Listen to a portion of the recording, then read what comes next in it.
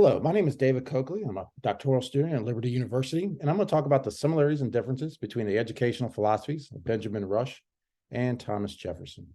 And to talk about these two philosophies of these founding fathers, we want to look at education in the colonies before the Revolutionary War. We're going to talk about several key points. The first is the doctrine of the priesthood of all believers. And what that entails is that education would be founded in by learning Christianity and by teaching the Bible. Thus, students would then learn literacy skills. And those roots began with the European culture, and they were brought over from Europeans to the New World. And what else was also brought in is education began the family and the church. And parents were our first teachers of our children. They were the first people at home to teach the Bible and to teach the skills that they needed to then be successful with reading and writing. Moving forward, we had the Sunday school movement. In the Sunday school movement, the colonists realized that a lot of their students were working during the week. So on Sunday, we had a several hours session of learning the Bible, learning Christianity, and then learning basic literacy skills. Two movements had significant impact on the education of colonists, were the Great Awakening and the Enlightenment period.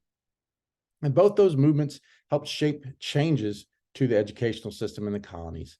As we moved toward the Revolutionary War, two other movements started to occur. Those were the founding of higher educational areas such as universities with biblical principles, and then a more push for a common school movement to begin with free education. Let's first talk about Benjamin Rush and his background. He was born in Pennsylvania in 1746. He's one of our least known founders of our country, but very significant in his educational philosophies, signer of the Declaration of Independence. And he was a doctor, but we're going to talk more about his educational thoughts in this presentation. He was often criticized as moving schools to a more secular approach, which was not accurate, as he believed the Bible should be a textbook in all schools. Let's look at Thomas Jefferson. Thomas Jefferson is very well known, one of our founders of our country coming out of the Revolutionary War. He was born in Virginia in 1743. Unlike Rush, he was one of the, like we said, one of our most well-known founders. Wrote the Declaration of Independence. Later became vice president, secretary of state, and then president as our third president. Let's look at the similarities between the two men. They believed in providing a free public education. They both embraced ideas from the Enlightenment in Europe that came over to the colonies in the 17th and 18th century, especially the ideas of John Locke, who thought natural rights of life, liberty, and property.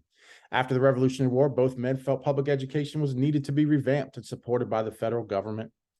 And both men supported higher institutions of learning. Thomas Jefferson founded the University of Virginia in Charlottesville, and Benjamin Rush founded Dickinson College in Carlisle, Pennsylvania. Now, let's look at the differences, because the differences are many and they are significant.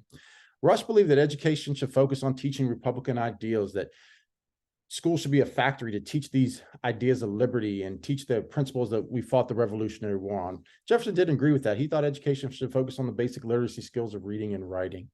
Rush believed churches should partner with the government to form schools. Jefferson, in his Virginia Statute of Religious Freedom, wrote about a separation of church and state, that religion needs to stay out of the government and out of the classroom. Rush advocated for the education of African-Americans women, when Jefferson did not favor educating African-Americans. And Rush believed that private citizens should fund education, where Jefferson thought the government should support public education financially.